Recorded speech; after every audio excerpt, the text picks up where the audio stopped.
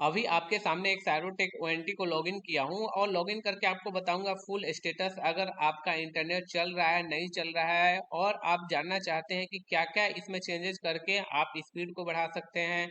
अगर आपका speed slow आ रहा है तो फिर कैसे आपको कंपनी को बोल देना है कि आपका जो सिग्नल है लो सिग्नल आ रहा है, इसके कारण आपका हम मेरा जो स्पीड है वो स्लो आ रहा है। तो सबसे पहले हम बेसिक इन्फॉर्मेशन जानेंगे स्टेटस में। स्टेटस में सबसे पहले आपका मॉडल नंबर होगा, उसके बाद सीरियल नंबर होगा, हार्डवेयर वर्जन कौन सा है, वर्जन आप देखिएगा कि जो लेटेस्ट वर्जन है वही है कि नहीं है। उसके बाद कौन सीरियल नंबर, जितने भी आजकल ओएनटी आ रहे हैं सबका एक मैक एड्रेस यूनिक होता है। उसके बाद वन इन्फॉर्मेशन में आप जाइएगा तो वन इन्फॉर्मेशन में एक देखिए, ये जो हमारा ओएनटी है ये दोनों मोड में काम करता है, एक वॉइस के लिए और इंटरनेट के लिए।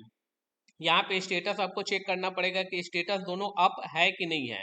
अगर अप है तभी आपका इंटरनेट चलेगा, नहीं तो नहीं चलेगा। उसके बाद एक डीएनएस और प्राइमरी और सेकेंडरी से प्राइमरी से डीएनएस और सेकेंडरी डीएनएस, अगर बीएसएनएल का है तो आपको इतना शो करेगा। उसके बाद अब हम दिखाते हैं आपको कि जितना भी कनेक्शन है अभी IPv4 में है। उसके बाद पीपीओई में आपका दिखाइए यहाँ पे अप टाइम देखिए। उसके बाद ईपॉन इन्फॉर्मेशन, ईपॉन इन्फॉर्मेशन भी बहुत जरूरी होता है। उसके बाद कनेक्ट स्टेट, यहाँ पे देखिए क्या है, रजिस्टर स्टेट है, और उसके बाद सर्टिफाइड दिए। मैक एड्रेस क्या होता है, एवरी डिवाइस का एक यूनिक मैक एड्रेस होता है।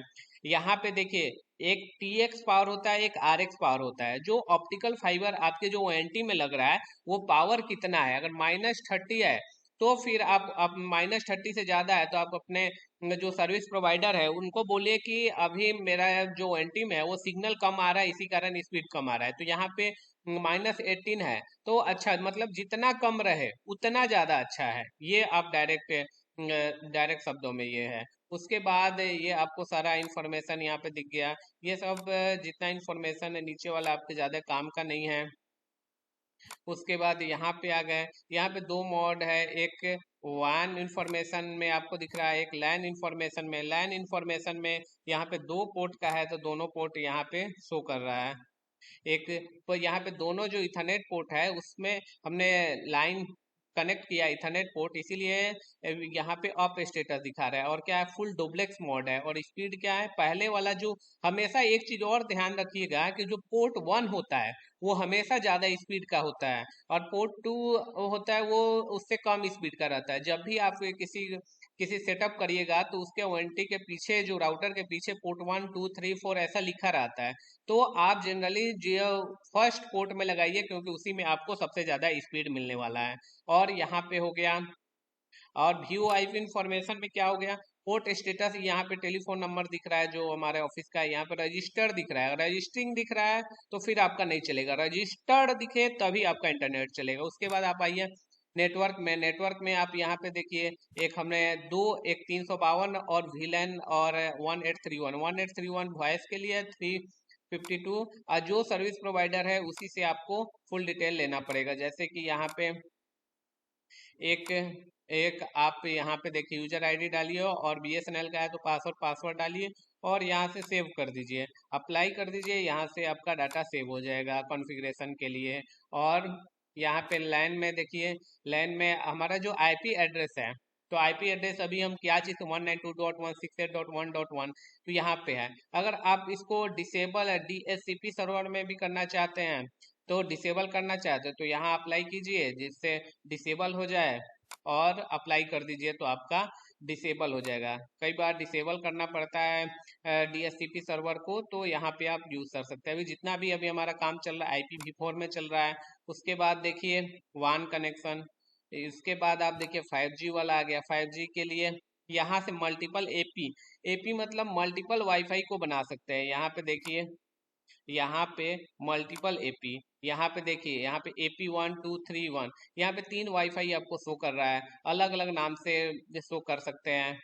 यहाँ पे अप्लाई करिएगा तो एक नया एक वाईफाई बन जाएगा, और उसके थ्रू आप नया पासवर्ड दे सकते हैं। उसके बाद हम आते हैं, अब हम देखते हैं 2.4G में। 2.4G में भी मल्टीपल एपी यहाँ पे बना सकते हैं। यहाँ पे देखिए 2.4 गीगाहर्ट्ज में अनेबल करिएगा, उसके बाद अप्लाई करिएगा तो बहुत सारा आपका RT069 वाला भी आप यहाँ पे देखिए URL में है। इसमें आपको अगर ज़रूरत है, कहीं कहीं ज़रूरत होता है ये कई लोगों को, तो यहाँ पे PWD रजिस्टर भी यहाँ से आप कर सकते हैं। यहाँ पे सो पासवर्ड में देखिए यहाँ से दिया हुआ है। उसके बाद आप QoS को इसको अनेबल और डिसेबल कर सकते हैं। यहाँ पे ट्रैफिक कंट्रोल कर सकते हैं। यहाँ पे बैंडविड्थ, यहाँ पे आपका यहाँ पे देखिए केबी को हम लिमिट कर सकते हैं। यहाँ पे अगर आप कितना है 1100 MBPS का प्लान यहाँ पे है, तो इसको आपको कम ज़्यादा कर सकते हैं। अगर 5000 कर दीजिएगा तो 5 MBPS का स्पीड आपका यहाँ से अप और डाउन हो सकता है। यहाँ पे ट्रैफिक कंट्रोल, जिससे अगर आपको लगे कि कम स्पीड में चलाना है तो यहाँ से आप ऐड कर सकते हैं कि यहाँ पे अपलिंक कितना चाहिए, डाउनलिंक स्पीड करना चाहिए। यहाँ पे सोर्स डेस्टिनेशन, ये जब करना होगा जिस पोर्ट पे, उसका आपको सारा डिटेल यहाँ पे देना पड़ेगा। वहीं पे वन एक्सिस कर सकते हैं। यहाँ पे वन एक्सिस में यहाँ पे अनेबल करिएगा तो यहाँ पे यूआरएल को जो ब्लॉक करना चाहते हैं, यहाँ पे यूआरएल को जैसे कि इसको ब्लॉक करना चाहते हैं, कॉपी पेस्ट कर दीजिए, यहाँ से हो जाएगा। उसके बाद फायरवॉल, फायरवॉल को हमेशा क्या रखना है, हाईएस्ट मोड पे रखना है। अगर हाईएस्ट में नहीं रखा आपने तो फिर आपके जो राउटर है उस पर काफ़ी अटैक आने की सुविधा है। उसके बाद यहाँ पे देखिए अटैक प्रोटेक्शन क्या है, यहाँ पे अनेबल होना चाहिए। अनेबल है तभी आपके लिए सेफ है, नहीं तो आपके कंप्यूटर में बहुत सारे वायरस आ सकते हैं। उसके बाद पोर्ट फिल्टरिंग का यहाँ पे ऑप्शन आता है, जिसको पोर्ट फिल्टर कर सकते हैं, एक जगह से दूसरे जगह में सिस्टम में ट्रांसफर किया जा सकता है। यहाँ पे देखिए सोर्स पोर्ट होता है, एक डेस्टिनेशन पोर्ट के थ्रू डाटा को ट्रांसमिट कर सकते हैं। यहाँ पे फिर एप्लीकेशन आ गया। एप्लीकेशन में अभी जनरली VoIP का यूज किया जाता है, जैसे कि BR है तो बिहार वाला FTTH VoIP.BSNL.in है। उसके बाद सारा डाटा हमने फिलअप किया, यहाँ पे उसका लैंड फोन डाल दिया और यहाँ पे पासवर्ड डाल दिया। उसके बाद टेलीफोन के लिए यहाँ पे हमने चालू कर दिया। ये दोनों अभी आपको ऑप्शन दिख रहा है। उसके बाद मैनेजमेंट में भी हमने जब लॉगिन किया तो उसका यूजर नेम एडमिन होता है, पासवर्ड हम यहाँ पे जो पुराना वाला है वो डाले हुए हैं, और न्यू अगर हम चेंज करना है तो न्यू डालेंगे और कंफर्म न्यू डालेंगे। उसके बाद अप्लाई कर देंगे तो सारा डाटा हमारा जो लॉगिन का है वो चेंज हो जाएगा। उसके बाद आप देखिए यहाँ पे कई बार क्या होता है कि सिस्टम हैंग कर जाता है, तो यहाँ पे रिबूट करने का जरूरत पड़ता है, तो यहाँ से रिबूट कर सकते हैं। जैसे ही क्लिक करेंगे यहाँ से रिबूट हो जाएगा। उसके बाद यहाँ पे अपग्रेडेड इमेज, यहाँ पे चूज करके अपग्रेड कर सकते हैं, डायग्नोसिस कर सकते हैं। यहाँ से IP एड्रेस डाल के यहाँ पे डायग्नोसिस TR69 इन्फॉर्म कई जगह जरूरत पड़ता है, यहाँ से आप स्टार्ट करके TR069 इन्फॉर्म कर सकते हैं। अगर कोई और भी जानकारी चाहिए, क्योंकि मैं BSNL का खुद ही एक एम्प्लॉय हूँ, तो मुझे पूरा जानकारी है कैसे कैसे सेटअप किया जाता है, कैसे ब्लॉक किया जाता है। बहुत सारे मैंने वीडियो इस टॉपिक पे बनाए हैं, तो आप प्लेलिस्ट में जरूर वॉच कीजिएगा। Thank you for watching.